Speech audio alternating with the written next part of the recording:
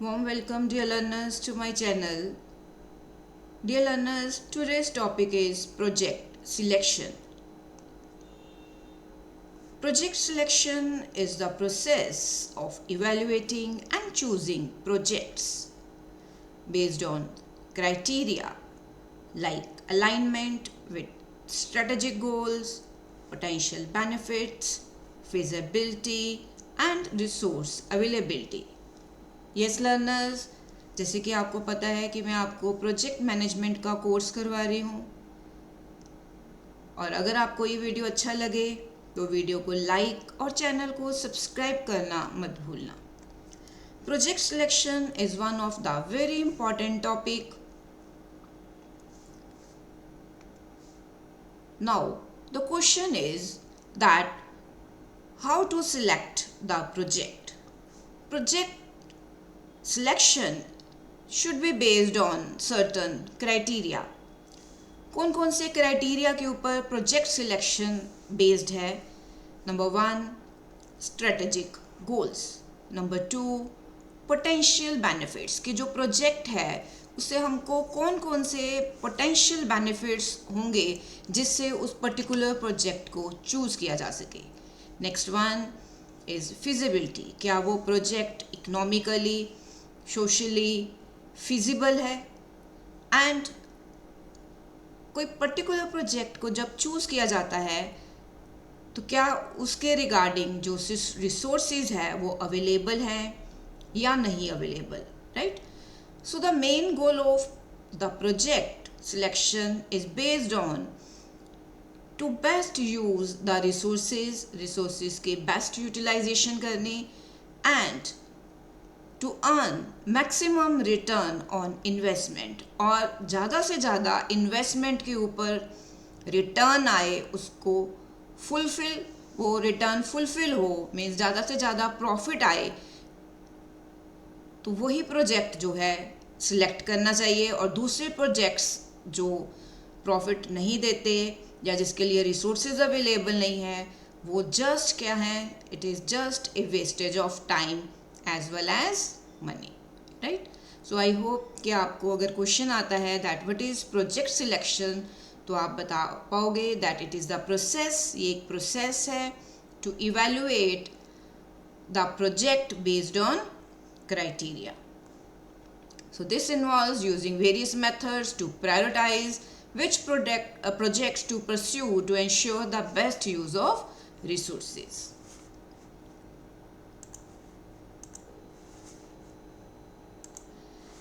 Next is project selection process required certain steps, कि हम project को कैसे सिलेक्ट करें. नंबर 1, फर्स्ट ऑफ ऑल हमें वही प्रोजेक्ट सिलेक्ट करना है जो पोटेंशियल प्रोजेक्ट हो. आइडेंटिफाई पोटेंशियल प्रोजेक्ट, उसके लिए क्या किया जाएगा, to gather ideas and project proposals.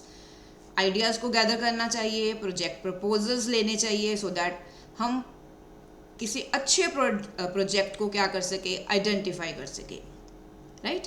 Next is define criteria, हमें उसी प्रोजेक्ट को सिलेक्ट करना है जो हमारे क्राइटेरिया को, जो हमारा क्राइटेरिया फुलफिल करता हो. So to fulfil criteria it is required to establish the standards for evaluation. हमें कुछ स्टैंडर्ड्स जो हैं वो फॉलो करने पड़ेंगे सो दैट हमें फाइनेंशियल और नॉन फाइनेंशियल जो फैक्टर्स हैं उनको हम ध्यान में रख सकें. So which should include both financial as well as non financial factor. Means financially भी प्रोजेक्ट अच्छा होना चाहिए और कुछ नॉन फाइनेंशियल फैक्टर्स हैं जिसको हमें अपने माइंड में रखना पड़ेगा to for the selection of project. Next is evaluate proposals, it is required to use one or more selection methods. Project को सिलेक्ट करने के लिए हमें डिफरेंट सिलेक्शन मेथड्स यूज़ करने पड़ेंगे सो दैट हम उसी प्रोजेक्ट को सिलेक्ट कर सकें जो हमारे क्राइटेरिया को फुलफिल करता है. डियर लर्नर्स, आई होप कि आपको समझ आ गया है. अगर आपको ये वीडियो अच्छी लगे तो वीडियो को लाइक करना मत भूलना. Next is prioritise and select. To rank the projects and choose the ones that offer the most value. अगर जो ऑर्गेनाइजेशन है उसके पास एक से ज़्यादा प्रोजेक्ट्स हैं तो उन प्रोजेक्ट्स को वो रैंक दे सकता है और उसी प्रोजेक्ट को सिलेक्ट करेगा वो ऑर्गेनाइजेशन जो उसके लिए वैल्यूएबल होगा and that align best with the organisation goals. Next is allocate resources. Once projects are selected it is required to allocate the necessary resources to support them. Yes, जब कोई project select हो जाए उसके बाद उसको resources allot करने बहुत ज़रूरी हैं. Next is monitor and manage. To ensure the selected project stay on track and achieve their intended outcomes, it is required to monitor as well as to manage the project. Project को time to time monitor करना, manage करना बहुत ज़रूरी है so that it fulfil और it achieve its intended outcomes. Next comes common project selection methods. There are number of methods जो एक organisation को यूज़ करने चाहिए for the selection of project. What are those methods? Number 1 is cost benefit analysis. Yes, this is one of the most important method. A method that compares the total cost of a project to its total benefit.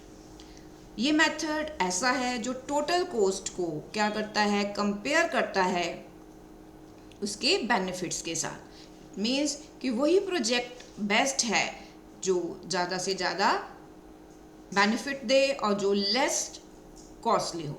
Next comes पे back period. Payback period is used to calculate how long it takes for a project to generate enough cash flow to recover its initial investment. कुछ projects की initial investment जो है वो बहुत ज़्यादा होती है तो ऑर्गेनाइजेशंस अगर कोई प्रोजेक्ट सिलेक्ट करती हैं तो उनके लिए ये ज़रूरी बन जाता है कि वो कैलकुलेट कर सकें कि कौन सा ऐसा प्रोजेक्ट है जो उनको इनफ कैश फ्लो दे सकता है जिससे उनको प्रॉफिट भी हो और उनकी जो इनिशियल इन्वेस्टमेंट है वो भी रिकवर हो जाए. So next comes net present value. Net present value is used to evaluate a projects profitability by calculating the present value of all future cash flows. Yes, जो प्रोजेक्ट है उसकी profitability को calculate करना बहुत ज़रूरी है. आज की प्रेजेंट वैल्यू और उसकी फ्यूचर वैल्यू मीन्स जो प्रोजेक्ट है उसकी इनिशियल कॉस्ट क्या है, उसको मेंटेन करने में कितनी कॉस्ट लगेगी और फ्यूचर में वो प्रोजेक्ट कितनी प्रॉफिटेबिलिटी दे सकता है उसको कैलकुलेट करना बहुत ज़रूरी है. Next comes opportunity cost. Opportunity cost considers the value of the best alternative that is forgone when a particular project is chosen. अगर किसी ऑर्गेनाइजेशन ने पर्टिकुलर प्रोजेक्ट चूज़ किया है तो उसको जो प्रोजेक्ट उसने जो है वो चूज़ नहीं किया तो उसकी वैल्यू को भी उसको क्या करना पड़ेगा, फोरगोन करना पड़ेगा. Right. So, dear learners, these are some of the project selection methods. So, इस वीडियो में इतना ही. Thanks a lot. Thanks for your time. Thanks for watching.